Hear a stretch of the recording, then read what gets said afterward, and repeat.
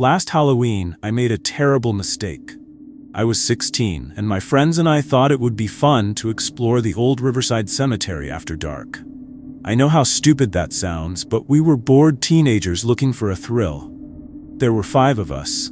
Me, my best friend Kayla, and 3 others from our class. Josh, Emma, and Tyler. We met up at 10 p.m. after trick-or-treating had ended and the streets were mostly empty. The cemetery was on the edge of town, surrounded by a rusted iron fence. We climbed over easily. The place was massive, with graves dating back to the 1800s. Fog had rolled in that night, making everything look like a movie set. We walked through the rows of headstones, using our phone flashlights, trying to scare each other with stupid ghost stories. That's when Tyler found it, an old mausoleum with a broken lock. The door was slightly open, hanging crooked on its hinges. The building was made of gray stone, covered in ivy, with a stone angel on top that had been worn smooth by weather. "We should go inside," Tyler said. Emma immediately said no, but Josh was already pushing the door open. Inside was a small room with stone walls and 3 sealed crypts built into the wall. The air smelled like old earth and something else, something stale and wrong. Cobwebs hung from the ceiling and dead leaves covered the floor. There was barely enough room for all 5 of us to fit inside. Josh pointed his flashlight at something on the wall. Dozens of names carved into the stone, scratched with something sharp. They were names from our town, names I recognized. Some were kids who'd gone to our school decades ago. At the bottom was a message carved deeper than the others. "The smiling man sees all who enter." "This is so creepy," Kayla whispered. "Let's go." But before we could leave, we heard it, a scraping sound from outside. Not footsteps exactly, more like something being dragged across the ground. We all froze.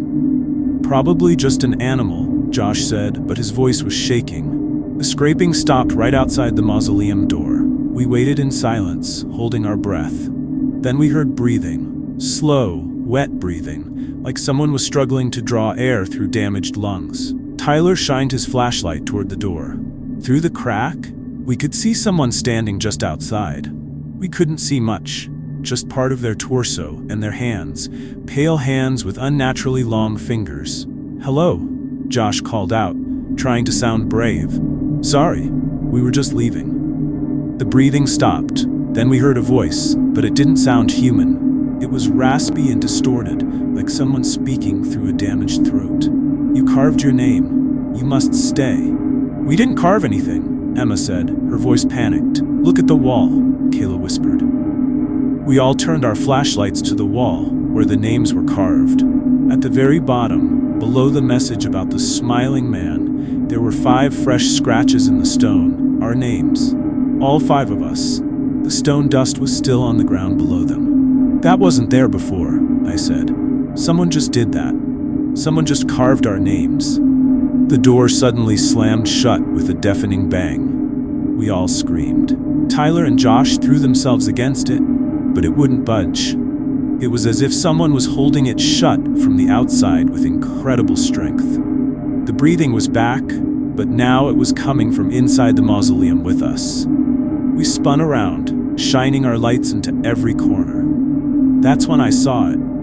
One of the crypts in the wall was open, just a crack. The stone seal had been moved aside just enough for someone to fit through. And standing in that dark opening was a man, or something that looked like a man. He was wearing old, tattered clothes that might have once been a suit. His skin was gray and papery, but the worst part was his face. He was smiling, lips pulled back impossibly wide, revealing too many teeth. His eyes were completely white, no pupils at all. He took a step toward us, his movements jerky and wrong, like a puppet on strings. We all pressed against the door, screaming and pounding. The man moved closer, still smiling that horrible smile. He raised one hand toward us, those long fingers stretching out. Then suddenly, the door flew open, and we all tumbled out onto the ground. We scrambled to our feet and ran. I looked back once and saw the man standing in the doorway of the mausoleum, still smiling, watching us go. He didn't chase us. He just stood there.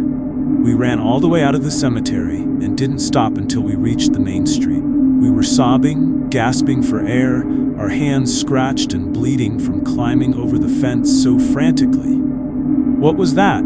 Emma kept saying. "What was that?" None of us had an answer. We agreed not to tell anyone. Who would believe us anyway? We went our separate ways, and I went home, took a long shower, and tried to convince myself it was just someone messing with us. Someone in a costume taking Halloween pranks too far. But then things got worse. The next day, Tyler didn't show up at school. His parents called the police that afternoon. He'd never come home the night before. A search was organized. They found his phone near the cemetery fence, like he'd dropped it while climbing over. 3 days later, Emma disappeared. She told her parents she was going to the library after school. She never arrived. Her bike was found locked up outside the library, but security cameras showed she'd never gone inside. A week after Halloween, Josh was reported missing. He'd gone out for a run in the morning and never came back. Kayla and I were terrified. We finally told our parents everything, together. They called the police, and we told them the whole story about the mausoleum. The police searched the cemetery and found the mausoleum, but when they opened it, there was nothing inside except sealed crypts and dusty floors. No fresh scratches on the wall, no names carved into the stone. They clearly didn't believe our story. They thought we were confused, traumatized, making things up. But Kayla and I knew what we'd seen. That was 3 weeks ago.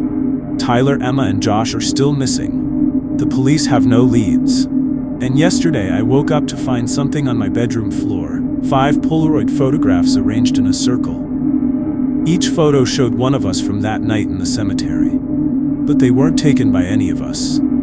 The angles were all wrong, taken from perspectives that should have been impossible, like someone had been floating above us, looking down. In each photo you could see the person's face clearly, and standing behind each person, barely visible in the shadows, was the smiling man, his hand on their shoulder, his white eyes staring at the camera. That horrible smile.